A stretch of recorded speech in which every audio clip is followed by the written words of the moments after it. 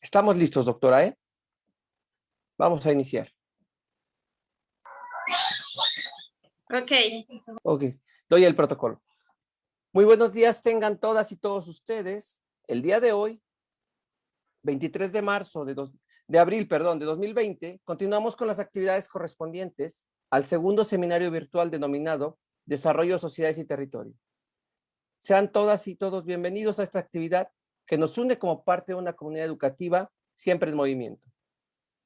Solicitamos a los participantes que se encuentran presentes en la plataforma de videoconferencia de Zoom que mantengan en silencio su micrófono y agradecemos la presencia de quienes nos acompañan a través de la transmisión en vivo por nuestras redes sociales. El día de hoy llevaremos a cabo la conferencia Suficiencia de agua en Hidalgo, una visión desde el enfoque del derecho humano al agua, a cargo de nuestra profesora investigadora, la doctora Edith Miriam García Salazar. Agradecemos la presencia de quienes nos acompañan hoy. Profesoras y profesores investigadores, personal de apoyo académico y administrativo, egresados, estudiantes de los programas Maestría en Planeación y Desarrollo Regional, Maestría en Desarrollo Urbano Sustentable y Maestría en Gestión y Alta Gerencia Pública. También agradecemos al público en general que nos acompañe. No sin antes mencionar, ofrecemos una disculpa por parte de nuestra directora, la doctora Rocío Ruiz de la Barrera, y la doctora Concepción Gómez Juárez, directora general y secretaria académica, quienes se incorporarán con nosotros un poco más tarde. Antes de iniciar nuestra conferencia, me permitiré leer una semblanza sobre nuestra ponente. La doctora Edith Miriam García Salazar es licenciada en Economía por el Instituto Politécnico Nacional y maestra y doctora en Ciencias Económicas por la Universidad Autónoma Metropolitana. Actualmente es cátedra CONACYT adscrita al Colegio del Estado de Hidalgo y forma parte del Sistema Nacional de Investigadores. Sus líneas de investigación son Economía Ecológica y Ecología Industrial. Dentro de sus últimas publicaciones destaca Prevalencia de enfermedades asociadas al uso de agua contaminada en el Valle del Mezquital, en coautoría con Hugo Natanael Lara Figueroa. Entre Ciencias, de la revista Entre Ciencias y Diálogos. El agua residual como generadora del espacio de actividad agrícola en el Valle del Mezquital. El principio de precaución y derecho humano al acceso al agua, el caso de exploración y explotación del gas Shale de Tamaulipas. Ha impartido docencia, nuestra ponente, en el Colegio de Tamaulipas, en la Facultad de Economía de la UNAM y en la Universidad del Papaloapan, Campus Tuxtepec. Actualmente desarrolla el proyecto Cátedra CONACYT, Gestión y Desarrollo Regional en Hidalgo, en nuestra institución, donde trabaja el tema de gestión del agua desde la perspectiva de la economía ecológica. Doctora, le cedemos la palabra para que pueda compartir y empezar su presentación. Adelante. Está apagado su micrófono, doctora. Perdón, antes que nada, agradecer la invitación para participar en este seminario en el que se difunden resultados de la investigación que nosotros como investigadores estamos haciendo. Y aquí, dado que veo a los alumnos de ambas maestrías, es un poco de lo que estoy trabajando. Lo que voy a presentarles es parte de los resultados que he trabajado en este proyecto al cual estoy asignada en cátedras. Y me permito compartirles en este momento lo que sería la presentación.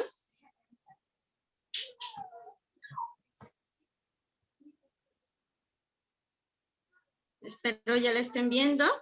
Ya, doctora. Okay. El título de esta ponencia es Suficiencia de agua en Hidalgo, una visión desde el enfoque del derecho humano. Un poco para recordar también que hace un mes fue el Día Mundial del Agua. Ayer fue el Día Mundial de la Tierra. No cabe duda que los recursos naturales forman parte importante en nuestro desarrollo social, en el desarrollo ambiental y en el económico. El trabajo que vengo a presentarles es una visión, un análisis que estoy realizando para la totalidad del estado de Hidalgo con los 84 municipios que componen este estado y verlo desde este enfoque del derecho humano al agua. Como sabrán ustedes, es a partir del 2010 que la Organización de las Naciones Unidas reconoce este derecho humano y exige a los estados, a todos los países, se garantice a todas las personas el acceso en cantidad suficiente para uso personal y doméstico. Esto también comprende lo que sería el consumo, el saneamiento, el lavado de ropa, la preparación de alimentos, la higiene personal y doméstica. Si se dan cuenta, son todas las actividades que nosotros comúnmente hacemos en casa y de la cual requerimos agua. Esto es lo que se le considera, o considera la ONU, toda persona en este planeta tiene derecho. El tener acceso al agua va a garantizar una mejor calidad de vida y en muchos casos la disminución de la pobreza. Dentro de las características mínimas que pide la ONU, debe de tener esta agua que llega a nuestros hogares y de la cual parte de la población a nivel mundial y a nivel nacional puede abrir el grifo y tener esta agua, significa que tiene que ser suficiente, debe ser suficiente y continuo para el uso personal y doméstico. Saludable, esto quiere decir libre de microorganismos, sustancias químicas, peligros radiológicos que puedan constituir una amenaza a la salud. Aceptable, debe presentar un color y sabor aceptables para uso personal y doméstico. Físicamente accesible, es derecho a servicios de agua y saneamiento accesibles físicamente dentro o situados en la inmediata cercanía del hogar, de la institución académica, del trabajo o instituciones de salud. Y asequible, el agua y los servicios e instalaciones de acceso al agua deben de ser asequibles para todos. Esto lo podemos ver en términos económicos también. Es una de las características que tiene este punto en cuanto a las condiciones mínimas del agua. Otro hecho importante que destaca aún más la importancia del derecho humano a agua es que está dentro de la Agenda 2030 y de los Objetivos del Desarrollo Sostenible, que es el objetivo 6. Se debe garantizar agua limpia y saneamiento. La disponibilidad, su gestión y el acceso a un saneamiento seguro para toda la población. Esto con el fin de garantizar el acceso universal al agua. En el mundo, 663 millones de personas, un equivalente al 9% de la población, carece de este servicio. 2.400 millones de personas, un equivalente al 32%, carece de saneamiento. Aquí trátese de excusados o trátese de letrinas. Las letrinas, como sabemos, son compatibles con el medio ambiente porque utilizan menos agua que si nosotros tenemos un excusado dentro de nuestras casas. La ONU recomienda que se precisan entre 50 y 100 litros de agua por habitante al día. Esto para satisfacer necesidades básicas: alimentación, higiene personal, doméstica y lavado de ropa. Recomienda también que la fuente de agua no debe de estar a más de 1000 metros o 1 kilómetro o a 30 minutos del hogar, de la institución educativa o del trabajo. Recuerden que a nivel mundial muchas personas, al carecer de este líquido, tienen que caminar hasta 6 horas para poder tener agua en sus hogares. Esta tarea principalmente la hacen las mujeres, la hacen las niñas. Muchas niñas dejan de estudiar porque una de sus tareas principales es acarrear el líquido para poderlo llevar a sus hogares. Eso también las pone en riesgo, tanto a mujeres adultas como a niñas. Otra de las recomendaciones que hace la ONU es que el costo del agua no debe de exceder el 3% del ingreso familiar.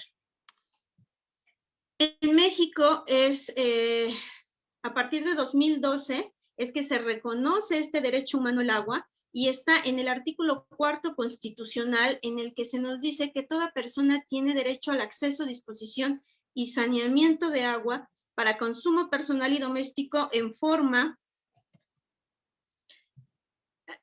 suficiente, salubre, aceptable y asequible. El Estado garantizará este derecho y la ley definirá las bases, apoyos y modalidades para acceso y uso equitativo y sustentable de los recursos hídricos, estableciendo la participación de la Federación, las entidades federativas y los municipios, así como la participación de la ciudadanía para la consecución de dichos fines. En este sentido, el mismo Estado mexicano ya nos está garantizando este derecho humano al agua.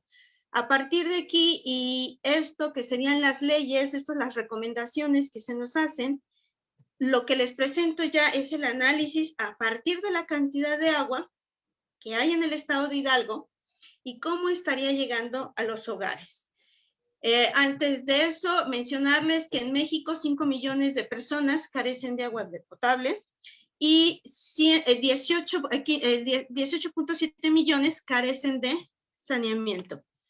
El consumo de agua promedio nacional es de 184.6 litros por habitante por día.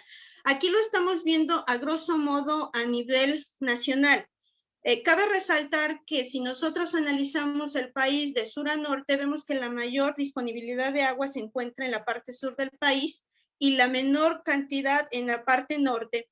Esto se debe a condiciones geográficas y climáticas naturales. Analizando para el caso de Hidalgo, tenemos que la cobertura de agua potable en Hidalgo es del 91.9% y de alcantarillado del 85.5%. Los municipios con una menor baja en cobertura de estos servicios, que es hacia donde tendría que ir el derecho humano al agua, nos dice que los municipios como La Misión y Cocula, si se dan cuenta, ustedes tienen una cobertura muy baja. Estamos hablando que solamente el 35% de la población cuenta con este servicio en el caso de La Misión y en el caso de Cocula, solo el 44.3%. Con respecto a drenaje, tenemos que Atlapesco, solamente el 33% de su población cuenta con este servicio y en Huautla el 26.5%. Si ustedes se dan cuenta, son índices muy bajos y a partir de aquí nosotros ya podemos inferir que el derecho humano, en el caso para estos municipios, no se está cumpliendo. Estamos hablando que por lo menos se deben de garantizar 50 litros de agua por habitante al día. Con esta cobertura lo que nos está diciendo es que no se logra todavía cubrir este derecho humano a toda la población en el estado de Hidalgo. Cabe resaltar que en Hidalgo, las regiones y el Hidalgo está administrado por 3 regiones hidrológico-administrativas, en la cual tenemos la Golfo Centro, la Golfo Norte y lo que serían aguas del Valle de México. En el caso de Aguas del Valle de México es una de las más grandes a nivel nacional. Aquí está comprendiendo parte del Estado de México y lo que sería la propia Ciudad de México. Y en algún momento todas las problemáticas que tiene la Ciudad de México también afectan a lo que sería parte de los municipios que pertenecen a esta región hidrológica administrativa. Una de las maneras a nivel estatal para gestionar el agua es a través de los organismos operadores. A nivel nacional nosotros tenemos la Comisión Nacional de Agua y del federal se baja al estatal y del estatal al municipal. En el caso de Hidalgo, se cuenta con 39 organismos operadores de agua, siendo la Comisión Estatal de Agua y Alcantarillado, el CEA, el principal. A partir de estas administraciones podemos nosotros encontrar y entender un poco lo que nos llega a nuestro recibo para quienes estamos en Hidalgo, de la CACIM. La CACIM administra por lo menos 14 municipios del estado de Hidalgo. ¿Cuál es la agua que se le brinda o que se le da, se le concesiona a lo que sería el estado de Hidalgo? A nivel estatal, la Conagua concesiona agua para uso consultivo y esta se divide en lo que serían los rubros que podemos ver en la gráfica. La mayor proporción, como lo sabemos tanto a nivel estatal, a nivel nacional y a nivel mundial, la mayor cantidad de agua la utiliza el sector agrícola. Aquí estamos viendo que el mayor volumen concesionado corresponde al sector agrícola con el 89%, termoeléctricas con el 4%, la industria autoabastecida con el 1% y el abastecimiento público con el 7%. En el caso de Hidalgo nos aparecen las termoeléctricas porque hay una termoeléctrica en el estado. Como tal, aparece dentro de sus rubros. Lo que aquí me gustaría resaltarles es el abastecimiento público porque aquí estaría el que corresponde al uso doméstico y a partir de ello analizar cuánto realmente está llegando en promedio a los hogares en el estado de Hidalgo. Si nosotros hacemos todavía el volumen concesionado que se nos da, lo dividimos en cuánto es de agua superficial y cuánta agua es de uso subterránea, vemos que el agrícola en su mayoría está ocupando agua superficial. Esto corresponde mucho a que uno de sus principales de riego, como ustedes lo saben, es el Distrito 3, el que está ubicado en Tula. Hay 5 distritos de riego a nivel estatal. El que mayor agua residual capta es el distrito de riego, y de ahí que se le considere agua residual. Después tenemos el abastecimiento público. Ustedes se darán cuenta que el abastecimiento público en su mayoría se abastece de aguas subterráneas. Tiene que ver con manantiales, con ríos, arroyos, lagunas. De ahí es de donde se está abasteciendo el uso doméstico y el uso público. Y esto también nos da un indicio de que es necesario cuidar nuestras fuentes de agua, las subterráneas, porque de contaminarse, eso afecta a la calidad de agua que estaría llegando a nuestros hogares. Tenemos aquí la industria autoabastecida sin termoeléctricas, y tenemos las termoeléctricas. Si se dan cuenta, las termoeléctricas usan en gran medida lo que serían las aguas subterráneas. Continuando, si nosotros todavía abrimos esta información que nos aparece en las gráficas anteriores, para ver qué está contenido dentro del agrícola, qué está contenido dentro del abastecimiento público, que es el que nos estaría interesando, nosotros podemos ver que en realidad esa pequeña parte del pastel está dividida en doméstico, en acuacultura, en servicio, en industrial, en termoeléctricas, el pecuario, el público urbano y diversos usos que, como es tan baja el agua que se utiliza, lo que se hace es agrupar diversos usos. La otra parte del pastel, una de las más grandes, pues sigue siendo la agrícola, y una gran parte pertenece a la generación de energía. Aquí estamos hablando tanto de uso consultivo y no consultivo. El uso no consultivo es el que se está refiriendo a la generación de energía eléctrica. Aquí, si ustedes aprecian, para el doméstico, el volumen concesionado de agua que se da solamente representa el 0.0001%. Y la otra parte en donde está contenido el agua para la sociedad representa un 6%. Si se dan cuenta ustedes, esto es muy poca la cantidad de agua versus lo que tiene la agrícola o la generación de energía eléctrica. Y lo que corresponde también al industrial, si bien la industrial se le concesiona no una gran cantidad de agua, hay que recordar que el agua residual que deviene de la industria es de la más contaminada, y esto afecta las fuentes de agua de la cual se disponen los estados o se dispone a nivel nacional. Cabe destacar que de acuerdo con el CONAGUA y el agua que se le concesiona al estado, correspondería a 133 litros por habitante por día. A cada persona en el estado de Hidalgo le correspondería, de acuerdo con los cálculos de la CONAGUA, 133 litros. Esto, si lo llevamos a consumo de hogar, equivale a 532 litros por día, considerando un promedio de 4 miembros. De acuerdo con el INEGI y lo que serían las encuestas de población y los censos de población y vivienda, un hogar en México se compone en promedio de 3.6 miembros, pero no podemos partir a las personas, ni porque sean menores los vamos a poner como mitad de personas, y en este caso estoy considerando que en promedio cada hogar tiene 4 miembros, papá, mamá y 2 hijos. Vamos a encontrar hogares en donde también son los monoparentales, en donde solamente hay una cabeza de familia, y estamos hablando de papá o mamá y los hijos. Entonces, esto es importante entenderlo porque a nivel hogar, los ingresos que van entrando dependen de quienes son el sustento del hogar, y el salario, los ingresos que se perciben a nivel hogar, son los que se van a distribuir en los distintos gastos que se generan en los hogares. De acuerdo con la Ley de Aguas Nacionales, un poco para entender a qué se refiere el uso doméstico y el uso público, menciona que el uso doméstico es la aplicación de agua nacional para uso particular de las personas y del hogar, riego de jardines, árboles de ornato. Esto incluye abrevadero de animales domésticos que no constituyan una actividad lucrativa. En este sentido, esto es lo que nos estaría hablando el desarrollo humano del agua, para realizar nuestras actividades cotidianas dentro de nuestros hogares. Por el otro lado, dentro de la división que tiene la CONAGUA tenemos el uso público. Esto se va a referir a la aplicación de agua nacional para centros de población y asentamientos humanos a través de la red municipal. Aquí es donde están entrando aquellos 39 organismos operadores que les comenté, que a nivel estatal se bajan a nivel municipal y luego del municipal se van a distribuir a los distintos sistemas o los organismos operadores de agua, y lo que hacen los operadores de agua es distribuir la cantidad de agua que se les asignó para los diferentes usos. Aquí podemos tener el uso doméstico, el uso para servicios y el uso para industrial.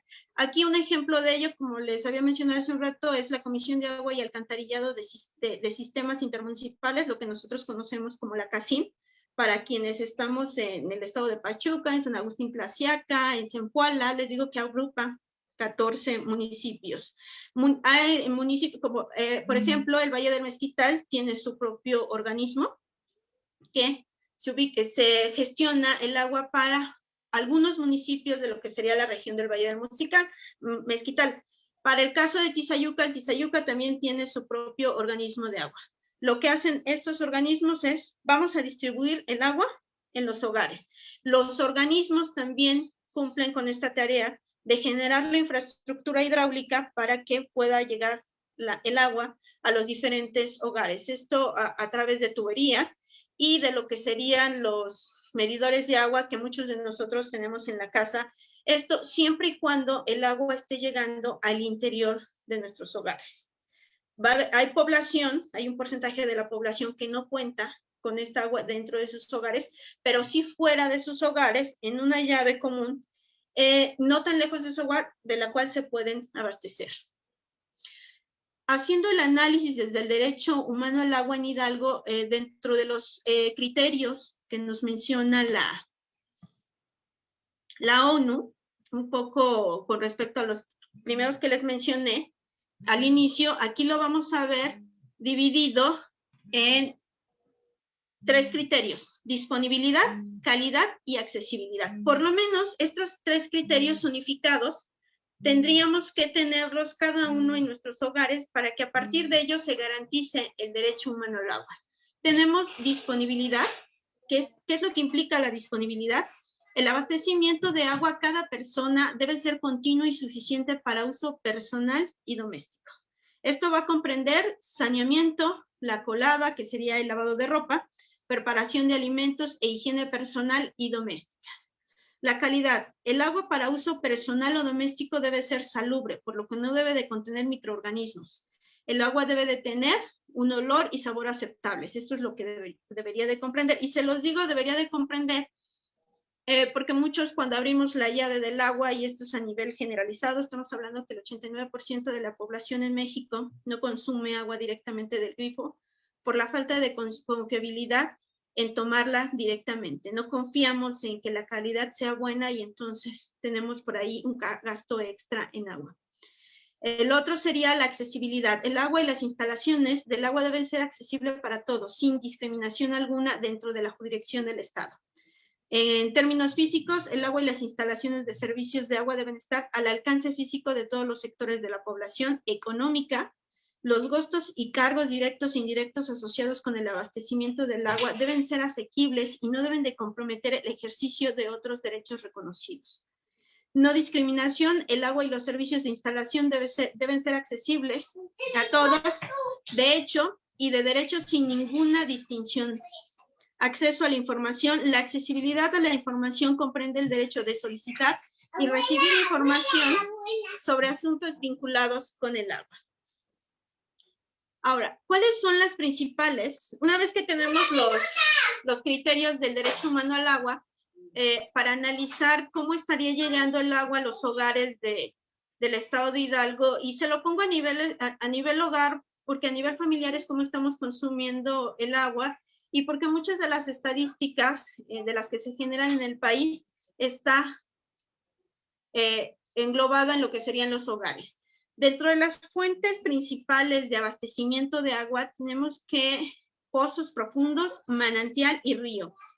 En lo que sería otros, que ustedes ven que las fuentes de abastecimiento que corresponde a lo azul, y el otro que sería el volumen promedio diario de extracción, estamos viendo en miles de metros cúbicos, está en otros. Esto va a comprender agua de riego, arroyo, barranca, canal, galería filtrante, laguna, noria, pozo, presa, presa de bordo, red principal y otras aguas superficiales y subterráneas. Estas son las principales fuentes de abastecimiento de agua que tiene el Estado de Hidalgo. Más allá de lo que también se le concesiona a nivel estatal y que a nivel federal se gestiona el agua, y a partir de ello se le da a los estados, dependiendo también de la disponibilidad de las fuentes de agua que tengan.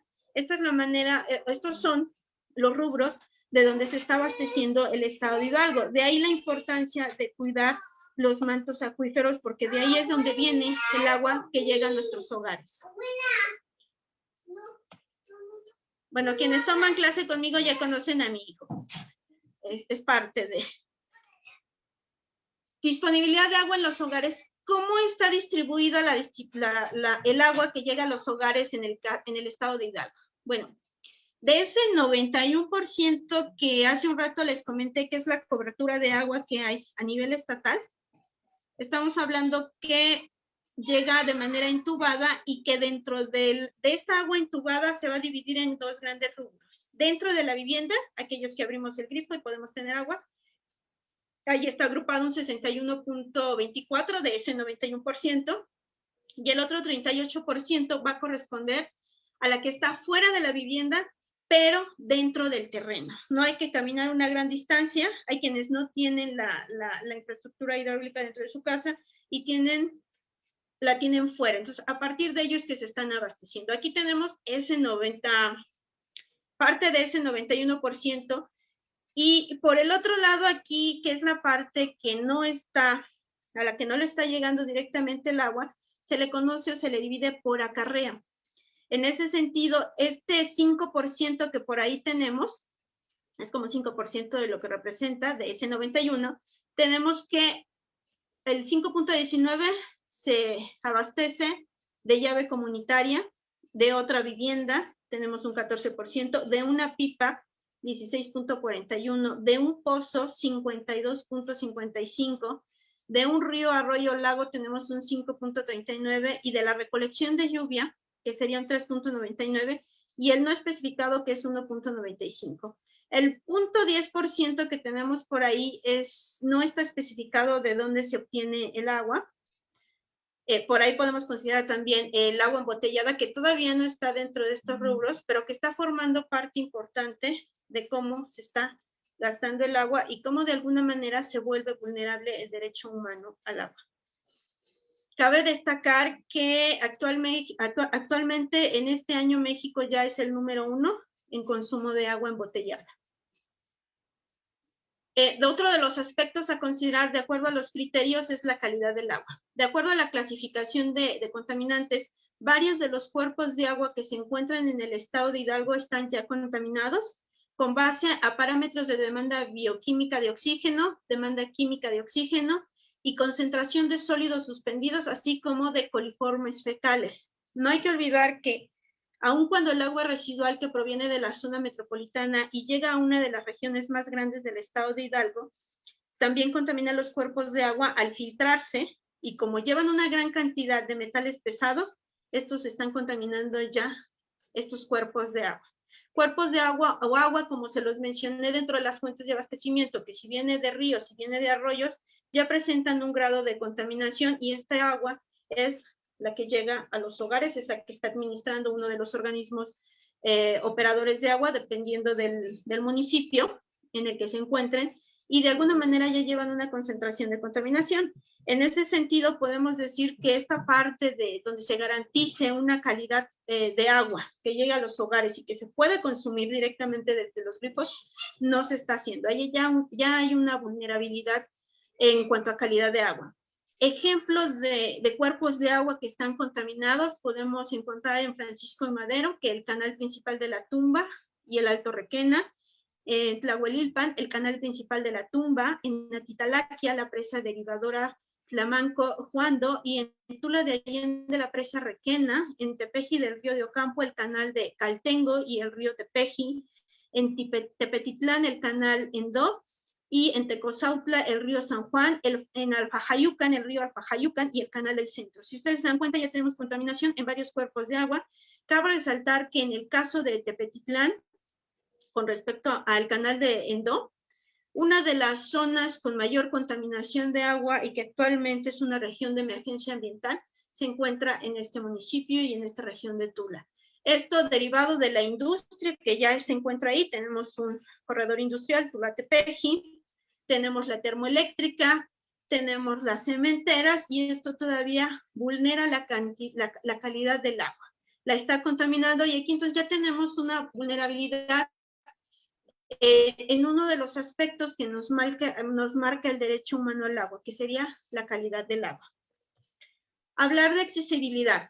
Aquí lo que les estoy presentando es un pequeño ejercicio que estoy realizando con respecto a la parte económica. Si recordarán, al inicio les mencioné que una de las recomendaciones de la ONU es que el gasto en agua no debe de exceder el 3% del ingreso familiar. Si nosotros hacemos un ejercicio con los datos básicos, aquí lo que les estoy presentando es en 10 años cómo ha evolucionado el salario mínimo. Se los pongo a salario mínimo pensando que en un hogar y en la mayoría de los hogares, por lo menos un hogar está dependiendo de 1 o de 2 salarios mínimos. Si nosotros vemos el salario mínimo diario para 2010 era de 57.46 pesos y el mensual equivalía a 1,747.74. En 2021, 11 años después, ahorita tenemos que el salario diario es de 147 y un salario mensual es de 4,492.5. ¿Cuál es la relación que les quiero hacer aquí? Si este es nuestro salario mínimo y lo tenemos que equiparar a lo que nos está recomendando la ONU, que no debe de rebasar el ingreso familiar, hacemos un pequeño ejercicio de ver cuál sería el gasto mínimo que nosotros tendríamos que destinar de este ingreso familiar al pago de los servicios de agua. Cabe recordar que el pago de los servicios de agua comprende lo que sería el agua que se les dota en los hogares, pero también el saneamiento y el alcantarillado y por ahí lo que sería el impuesto al valor agregado. Entonces, ustedes analizan su recibo de agua, van a poder por lo menos ver estos 3 rubros. Y al final ustedes tienen una tarifa mínima en caso de que sea consumo básico. Si nosotros aquí vemos estas proporciones, estaríamos hablando que si en nuestro hogar se perciben 2 salarios mínimos, el gasto que tendríamos que destinar solamente tendría que ser de 52 pesos en el año 2010. Lo que sería, si se dan cuenta, casi es el equivalente a que lo que nos pagan en un día, nosotros tendríamos que haberlo destinado al pago del agua. Si nosotros lo analizamos para 2010 y percibimos solo un salario mínimo, pues de ese salario mínimo tendríamos que destinar 134 pesos. Si en nuestro hogar hay 2 ingresos familiares, que es también una de lo que se encuentra dentro de las estadísticas, que los hogares pueden recibir 2 ingresos, estaríamos considerando 2 salarios mínimos. Entonces, si nosotros tenemos 2 salarios mínimos en nuestros hogares, para 2021 podríamos destinar 269.55 para pagar este servicio de agua.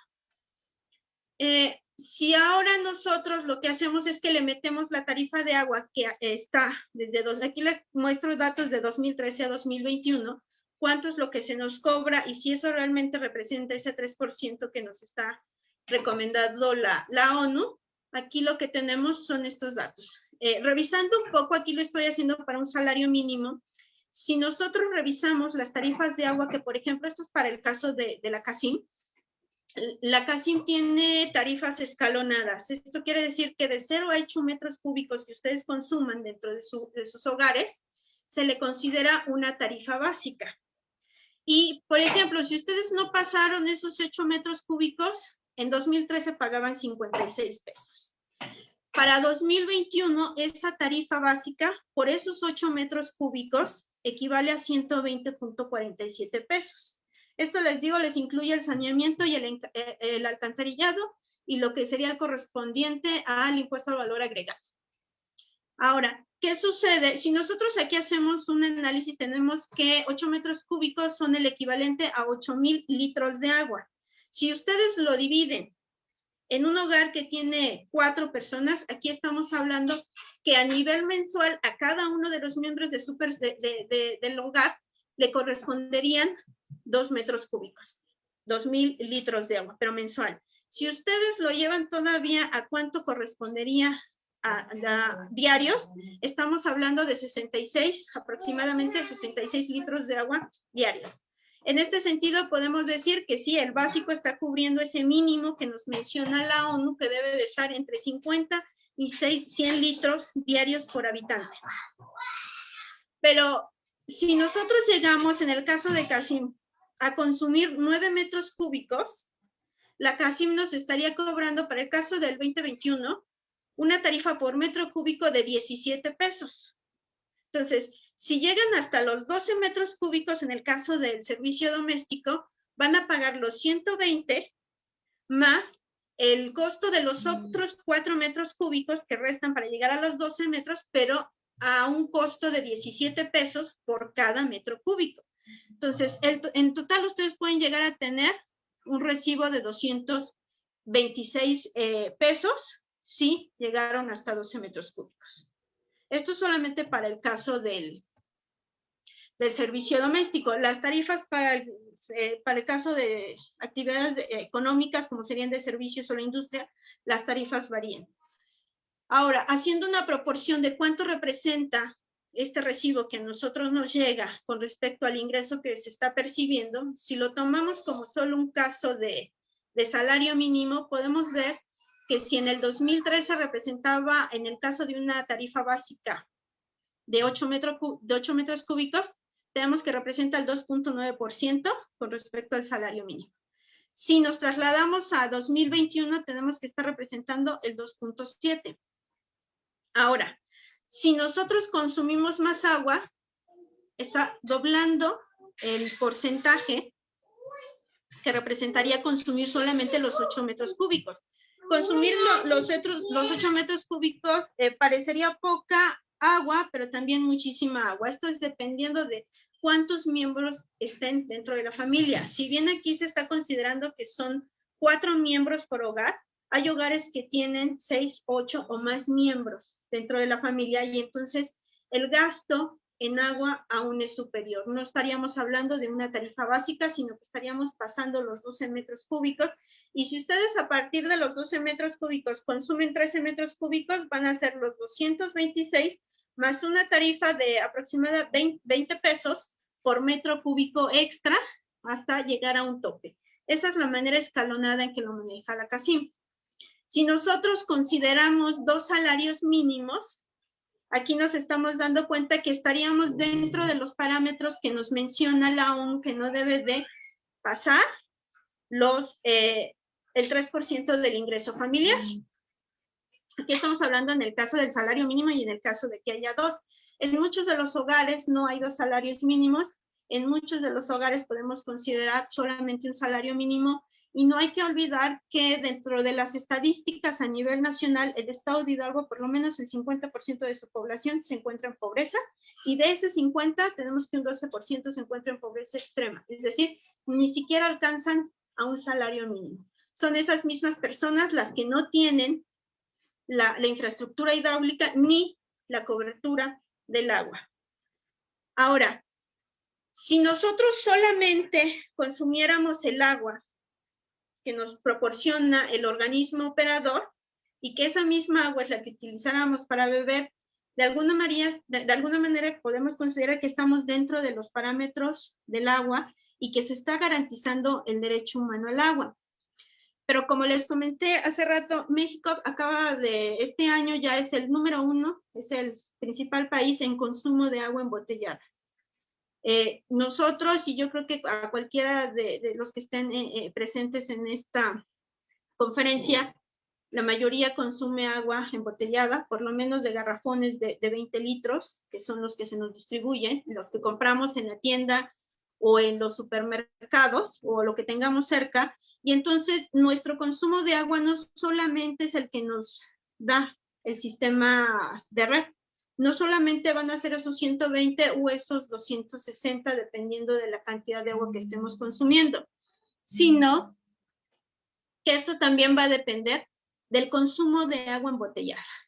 Haciendo un pequeño ejercicio, tenemos que el consumo promedio de agua embotellada en México es de 4 litros por día. Y esto es equivalente a 120 litros mensuales, el equivalente a 6 garrafones de agua de 20 litros. Esto es suponiendo que solamente se consumen 6 garrafones de agua. Va a haber hogares que no consumen 6, sino que pueden consumir 8 o que pueden consumir 10. El precio promedio para el 2021 de este garrafón de 20 litros que podemos comprar en las tiendas es de 43 pesos. Aquí tenemos marcas como la Bonafont, la Ciel, la Epura, y lo que también nos está diciendo esto es que de alguna manera las industrias que están manejando estas aguas y que están controlando de las ventas de agua de garrafón a nivel nacional corresponden a Coca-Cola, a PepsiCo y a lo que sería Danone. Danone son las que nos están vendiendo esta agua. Estas mismas empresas tienen concesiones de pozo, de las cuales pagan muy poco, y si se dan cuenta cuánto es el gasto que nosotros estamos realizando por consumo de agua. Si nosotros ese precio lo llevamos a un consumo mensual de agua embotellada, tenemos que estamos gastando 262.52 pesos. Ahora, si a lo que ya pagamos de servicios de agua le sumamos todavía el agua embotellada, y esto es el mínimo, estamos hablando que nuestro gasto por consumo de agua con respecto al ingreso, con un salario mínimo, con una tarifa básica de los 8 metros cúbicos, esto representa ya el 8%. Si nos pasamos de esos 8, está representando ya un 10%. Se aminora si hay 2 ingresos porque corresponde a un 4 y a un 5%. Ahora, esto lo que nos está diciendo es que si bien hay una cobertura de agua y que nos está llegando, también hay otra característica que tienen los organismos operadores de agua. Dada la cantidad de agua y que Hidalgo, en este caso, es un estado que tiene estrés hídrico, no puede garantizar el abastecimiento diario en los hogares. Una de las estrategias que se maneja, y la maneja la CACIM, es el agua por tandeo. El agua por tandeo es que el agua está llegando cada tercer día a los hogares. Entonces, dentro del hogar uno se aprende a administrar para decir, no voy a gastar más, porque no quiero pagar más tarifa de agua. El estado de Hidalgo es uno de los que tiene una tarifa alta, pero sigue siendo una administración pública. Si nosotros comparamos esta tarifa con el estado, por ejemplo, de Aguascalientes, en donde la administración corresponde a un privado que es Veolia, estamos hablando que por estos 8 metros que se pagan en el estado de Hidalgo, que son 120, en el estado de Aguascalientes corresponde a casi 200 pesos. Otra de las variantes, y aun cuando hablamos de que hay una cobertura casi del 100% en cuanto al acceso del agua, es una de las críticas que hace la ONU para el caso de México.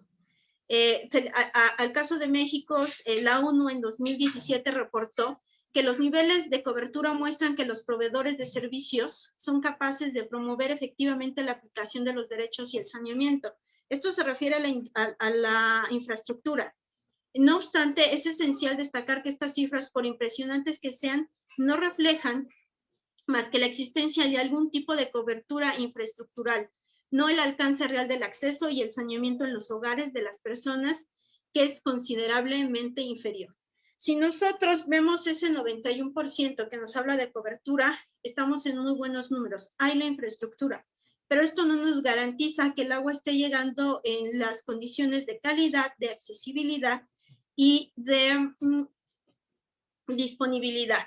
Muchos de los hogares tienen agua por tandeo, mucha del agua que está llegando por red pública no se consume directamente del grifo. Esto les digo, una de las razones por la que no la consumimos es la desconfianza que nosotros tenemos en cuanto a la calidad del agua que esté llegando.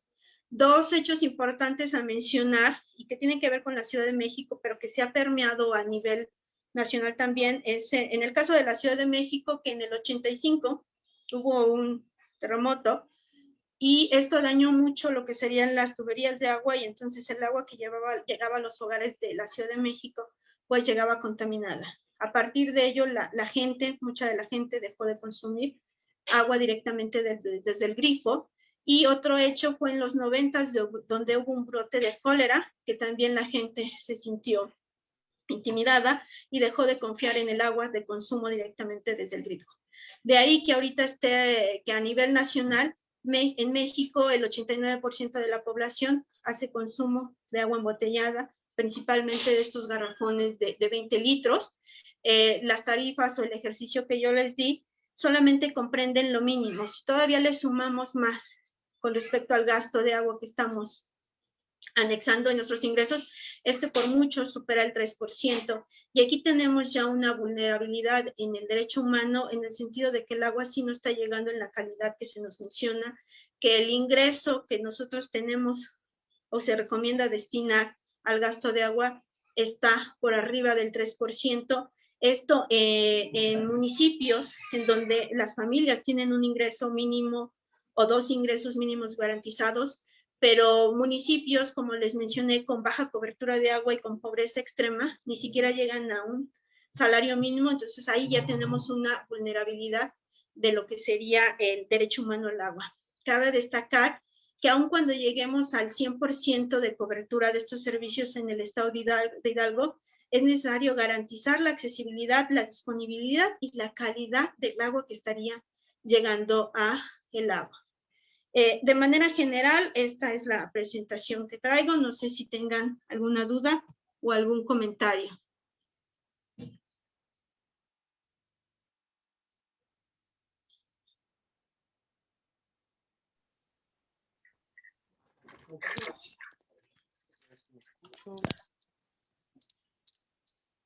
Ahora sí. Muchísimas gracias, doctora. Muy interesante su conferencia. Voy a comentarles que voy a poner aquí el link para aquellos que quieran registrarse. Ya saben, para que tengan su constancia de participación durante el seminario. Lo vamos a dejar aquí en el chat y les abrimos el micrófono para quien quiera comentar algo, quien quiera checar. Yo le comento que por aquí en las redes sociales voy a empezar a leer que nos pusieron. Ya le pidieron su presentación, doctora, entonces si nos hace favor de enviárnosla y se la enviamos por vía correo electrónico a la persona que nos las pidió. Ahorita lo voy a checar aquí. Le manda saludos César Marcial, doctora, aquí por las redes sociales. También Jaime Adriano Gutiérrez Nava dice, es muy importante entender la diferencia entre dotación y consumo porque la eficiencia física repercute de forma importante en la disponibilidad de agua para las personas. No sé si quiere hacer algún comentario al respecto de esto que nos dicen. Se lo repito, es muy importante entender la diferencia entre dotación y consumo porque la eficiencia física repercute de forma importante en la disponibilidad del agua para las personas. Sí, esto tiene que ver con lo que les menciono. Si nosotros hablamos de eficiencia a nivel nacional y a nivel estatal, podemos decir que tenemos una cobertura bastante alta. Físicamente, estamos diciendo que hay la infraestructura, pero esto no garantiza que haya disponibilidad. Si nosotros vemos la disponibilidad que se le da al estado de Hidalgo, y aquí parte de la siguiente parte del trabajo que estoy realizando, ya es a nivel municipal, vemos que todavía baja aún más el acceso al agua. La disponibilidad es una cosa que nosotros tenemos y que nos dicen en grandes números. Hay muchísima agua y entonces a todos nos llega agua, ¿no? Es como decir, a cada hidalguense le tocan 133 litros de agua por día. Pero si nosotros realizamos una encuesta, vemos que no está llegando esa cantidad a los hogares, que en algunos hogares puede llegar más agua y en algunos lugares menos, y en algunos lugares no llega nada. Entonces, una cosa es hablar de la disponibilidad de que hay, otra de la cuestión física, que es infraestructura y que estamos muy bien, y otra es lo que realmente está llegando a los hogares. Si esta agua llegara a los hogares, este gasto extra en agua embotellada no tendría por qué suceder en la Ciudad de México y no tendríamos por qué estar liderando el consumo de agua a nivel mundial en agua embotellada. Muchas gracias, doctora. Por aquí Mónica Arellano nos pone muchas felicidades por la presentación, doctora. Es un tema de suma importancia y lo primero para resolver los problemas es concientizarnos de ellos. Muchas gracias. Nos pide la palabra la maestra Marian. Adelante, Marian. Hola, gracias. Pues muchas gracias por la presentación, doctora. Y pues tengo una duda. Hace poquito leí algo de una incineradora que cancelaron en Tizayuca. Y bueno, uno de los problemas que surgía ahí era como cambiar el uso de un pozo de agua que es disponible para la localidad, para el uso de la incineradora. Entonces me preguntaba, ahorita viendo su presentación, si la Comisión del Agua tiene considerado así como tal cual el cambio de uso del agua. Sí tiene considerado el cambio de uso de agua, esto lo podemos encontrar en la ley nacional, pero tampoco es tan fácil generar este cambio de uso de agua.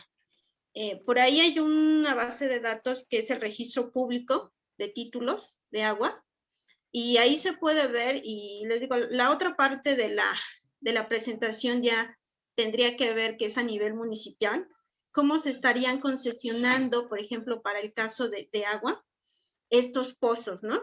Que aquí ya tiene mucho que ver cuánto se le concesiona a la industria, cuánto se le estaría concesionando a esta incineradora, que esto no tendría que darse, no tendría por qué vulnerarse lo que es disponibilidad para consumo humano, y dárselo a lo que sería la actividad económica. Recordemos que aun cuando hablemos de cifras que parecerían que hay agua, y que si ustedes recibiesen cifras de hace 10 años con las de hoy, no hay mucha variabilidad en cuanto a lo que se nos dice que hay de disponibilidad del agua. Hay una legislación, hay todo un proceso legal que se tendría que hacer para este cambio de agua, de uso de agua, el cual no tendría que darse, pero que en muchos casos sí se da. En una revisión de lo que serían los títulos de agua que se dan a nivel Hidalgo, y es interesante si ustedes revisan cuánto y a quiénes se les está dando el agua. Podemos encontrar que, por ejemplo, ahí para la termoeléctrica, la que está en Hidalgo, está dentro de los usos públicos y dentro del uso doméstico. Y ahí tenemos que la gran cantidad de ese volumen concesionado que se le da al estado de Hidalgo se va para esa planta. Y por ahí, si tú le buscas también, vamos a encontrar que tenemos a 2 constructoras que tienen concesión de agua por uso doméstico. Y no tendría que ser porque las tarifas cambian. Y en este caso podría suceder lo mismo. Puede que no se lo den o puede que sí se lo den, y cuando busques en los registros y en los títulos de agua que se dan, puedes encontrar a esta incineradora. También vas a encontrar que en el uso doméstico hay personas que tienen una cantidad impresionante de agua que se les está dando. Entonces, por eso, hablar de disponibilidad es una cosa y hablar de la que te llega a tu casa es distinta. Vulnerar, sí se puede dar todo este proceso para cambiarlo. Aquí se tendría que ver que no se dé este cambio, porque aquí estarías vulnerando el derecho humano al agua de la misma población. ¿Y que esto qué va a devenir? Que tú vas a quitar ese pozo, se lo vas a dar a una industria y vas a dejar a tu población sin agua. Entonces, aunque hay un procedimiento legal, no tendría por qué darse, porque se vulnera el derecho humano al agua. No sé si te respondí, Marian. Sí, doctora, muchas gracias. Y pues voy a darme la tarea de buscar, porque bueno, me llamó la atención, aunque va un poco más ligado a una investigación que quiero hacer sobre la incineradora. Pero bueno, aún así es interesante porque fue un problema social que se suscitó y por el cual, bueno, de momento se canceló esta instalación. Entonces, bueno, muchas gracias. De nada. Gracias, Marian. Gracias, doctora. El doctor Héctor Tapia nos pide la palabra. Adelante, doctor. Sí, gracias. Buenas tardes, buenos días a todos. Pues felicitar a la doctora, pues datos muy reveladores y que de manera personal, pues a mí me ponen a reflexionar. Había cosas que yo no veía en ese sentido sobre el consumo que tenemos del agua, Y yo ahí le agregaría a lo mejor también el consumo que le damos, por ejemplo, a los refrescos, que pues también abona, ¿no? A esta cantidad importante de agua que nosotros consumimos. Aparte, me gustaría mencionar que la Comisión Estatal del Agua desde el año 2008 hizo una inversión muy fuerte para tratar de estudiar todos los acuíferos que se encuentran en el estado. Entonces, de ahí, de esos resultados, se dio que el acuífero de Tulancingo, el Cuautitlán Pachuca y Huichapan, Nopala, Tecozautla, eran los sobreexplotados. Ahí mencionar que, pues, de manera general, que sus condiciones geológicas dieron estos resultados. Y de ahí parten muchos de estos datos del estrés hídrico que sufre el estado, porque los niveles estáticos, los niveles dinámicos han descendido mucho. Están muy ligados a las zonas donde hay grandes concentraciones de población, generalmente las tres principales zonas metropolitanas del sur, que son Pachuca, Tizayuca y Tula. Y hay un acuífero subexplotado que es Atitalaquia. Sin embargo, ya tenemos un desfase de casi 13 años en estos datos, y de manera personal creo que el gobierno del estado requeriría de otra inversión en ese sentido, porque la disponibilidad está marcada para el año a lo mejor 2010. Y tan solo ahorita con los resultados del Censo de Población y Viviendas, por ejemplo, Mineral de la Reforma, que aumentó de 120,000 a 200,000 los habitantes, pues la disponibilidad ya está desfasada. Y luego tenemos un aumento sustancial de población. Yo creo que ahí, precisamente, yo creo que es una de las razones por las cuales la CACIM da el tandeo, porque pues ya somos muchos. Creo que esos datos desfasados pues les llevan a tomar este tipo de decisiones, decisiones tan difíciles desde el punto de vista administrativo, pero creo que ahí pues valdría la pena pues retomar esto. Y mencionar otros casos, ¿no? Donde el derecho al agua se ve vulnerado, como por ejemplo Simapán. Ahí, pues la misma naturaleza, los minerales que andan ahí dispersos, pues simplemente cuando se exponen a los agentes ambientales, pues liberan estos contaminantes, ¿no? De manera natural, como el arsénico. Y pues ahí es una problemática muy fuerte, ¿no? De donde pues la gente tiene que, bueno, el gobierno tuvo que tomar la decisión de llevar el agua desde otro lugar, y empiezan los conflictos territoriales. Entonces, pues mencionar que desde mi perspectiva, pues habría que hacerle hincapié pues a las autoridades que este tipo de datos se tendrían que renovar para poder ahora sí tratar de dar estrategias, pero de acuerdo a las condiciones sociodemográficas y económicas que estamos viviendo en la actualidad, ¿no? Eso era todo. Sí, de hecho, sí, uno de los problemas que encuentras cuando ves las bases de datos y las estadísticas es este rezago, ¿no?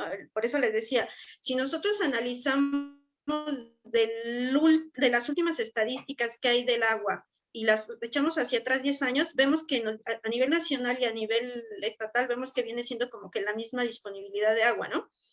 Pero efectivamente, como me mencionas, la población ha crecido, o sea, no es lo mismo lo que había de población hace 10 años que lo que hay en este censo, cómo ha crecido, y que aparte el consumo de agua se ha incrementado. Si le sumamos todavía este año de pandemia, en donde todavía el agua se ha duplicado, el costo del agua se ha duplicado, el costo que yo les mencioné, pues es muy bajo, ¿no? Porque entonces no serían los 260, sino que puede que en un hogar todavía se haya incrementado este gasto, ¿no? Entonces, sí es necesaria una actualización de las estadísticas y de las bases de datos. Decir que tenemos 133 litros o que nos corresponderían 133 litros por cada habitante en el estado de Hidalgo, pues a lo mejor en 10 años sí, pero si lo analizamos en este 2021 con este incremento de la población y este incremento de agua, de consumo de agua, está como por los 60, lo que nos estaría llegando. Y esto sí, una de las estrategias que toma la CACIM sí es este portandeo, porque hay la cantidad de agua para abastecer a todas las zonas urbanas. Y aquí estamos hablando de zonas urbanas. ¿Qué sucede con el caso de las zonas rurales, en donde lo que se tiene es una llave comunitaria? No hay infraestructura hidráulica como las tuberías que nosotros ni vemos porque están por abajo del cemento, y en muchas poblaciones rurales en Hidalgo es una manguera que va surtiendo a las afueras de cada una de las casas y que el agua ya está llegando contaminada. El caso de Zimapán es muy interesante porque ahí no puedes culpar a las autoridades porque es un proceso natural, pero que sin embargo sí está afectando a la población, ¿no? Y entonces, y vienen, como dicen, los conflictos territoriales, como el caso de la Ciudad de México, que se abastece de Cuchamala y que le está quitando a varios estados esa agua. Y entonces, sí hay una disponibilidad, pero esa disponibilidad no está llegando a las personas. Y aquí es si les llega a las personas o le está llegando a la actividad económica. La actividad económica, aun cuando pueda decir que se le da muy poca agua, la cantidad de agua que están utilizando es impresionante, ¿no? El caso de Coca-Cola, que para producir 1 litro de agua se necesitan entre 4 y 7 litros de agua, y entonces llega la industria refresquera, la pones, y entonces dices, sí, tengo empleos directos y me está generando una dinámica económica, pero por el otro lado me está quitando el agua para las comunidades que se abastecían del arroyo o de la fuente natural de agua que tenían ahí, que de alguna manera estaba limpia. En el caso, por ejemplo, de Tula de Allende, que sí es una de las zonas metropolitanas más grandes, la calidad del agua se ha visto vulnerable por toda la industria. O sea, el agua está totalmente contaminada. Estamos hablando de altos índices de químicos dentro del agua, y que esto deviene en enfermedades en la salud de la población. Entonces, ya no tienes agua, y por el otro lado ya te estás enfermando porque el agua que te llega está contaminada. Y ahí todavía le aumentas más el gasto, ¿no? Es interesante, sí concuerdo con usted, doctor, en que sí es necesaria una actualización de las estadísticas del agua. Y otro aspecto, ¿no? Los contextos. A nivel estatal yo puedo decir que sí hay agua, pero si lo analizamos, les digo, a nivel municipal, hay municipios que tienen muchísima agua y hay municipios que tienen muy poca agua. Y eso se ve más en los que son los que están en extrema pobreza o los que tienen un alto índice de marginación. Sería todo. Muchas gracias, doctora. Hay otra pregunta de Jaime Adriano Gutiérrez Nava, y dice, doctora, una pregunta. La CACIM cumple con la normatividad del CONAGUA NOM 01 en cuanto a la calidad del agua. ¿Qué recomienda para que los organismos operadores mejoren su calidad de agua? Mira, aquí hay algo muy interesante. En realidad, si nosotros, el agua en el estado de Hidalgo, por lo menos, tiene muchos minerales. De ahí que si ustedes ven las llaves del agua y de la regadera, tienen esta cuestión blanca que se va adhiriendo a lo que serían las llaves. Sí tienen una norma, sí están cumpliendo con la norma, no voy a decir que no la están cumpliendo, pero aquí un factor muy importante que hay es la desconfianza de nosotros por beber el agua directamente del grifo. Y eso es a nivel Hidalgo y es a nivel nacional. Mucho tiene que ver con la desconfianza que nosotros tenemos por beber el agua. Entonces, más bien ahí la CACIM tendría que ver qué estrategia tendría que hacer para convencer al usuario de que el agua es de calidad para poderse beber directamente del grifo. Y cabe destacar que aun cuando se haga la distribución desde el sistema operador y el agua cumpla con esta normatividad, mucha de la infraestructura hidráulica ya es vieja, y en algunos momentos se puede contaminar el agua en ese recorrido que se da desde que se empieza a distribuir por toda la infraestructura hidráulica y llega a las casas. Entonces ahí también tiene mucho que ver, como diría el doctor Tapia, hay que invertir, además de en estudios para ver cuánta agua hay, en revisar lo que sería la infraestructura hidráulica y cómo estarían llegando.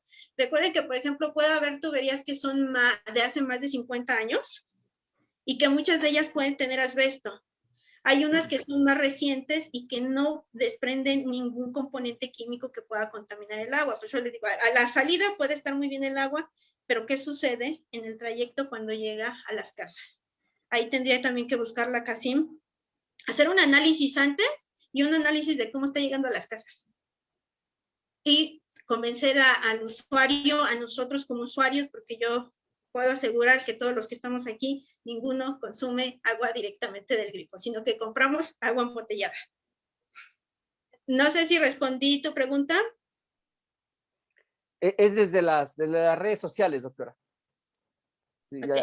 Esperemos que sí, porque también dice, y me parece importante ese comentario en el que menciona a lo que comentó el doctor Tapia, que es importante también considerar el efecto del cambio climático y la reducción en la recarga de los acuíferos por el incremento de la marcha urbana.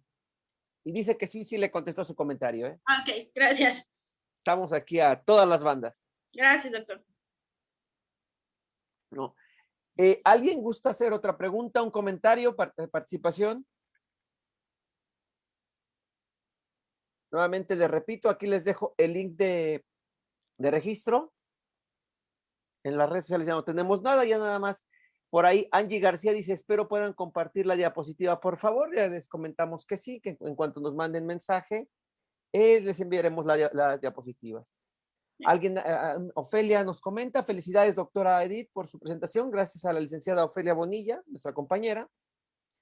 Y nuevamente le repito, ¿alguien más gusta participar? Okay.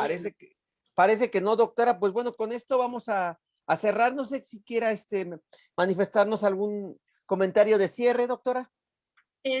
Pues brevemente reflexionar un poco en este derecho humano al agua, de qué estamos haciendo nosotros como personas para también conservar esta disponibilidad de agua, ¿no? Y reflexionar mucho en este gasto que estamos haciendo en consumo de agua embotellada y si es necesario, aunado a lo que por ahí también comentó el doctor Tapia, de este incremento también en el consumo de refrescos, ¿no? O de agua endulzada, que también esto está afectando la disponibilidad de agua y que nos incrementa todavía el gasto que estamos haciendo.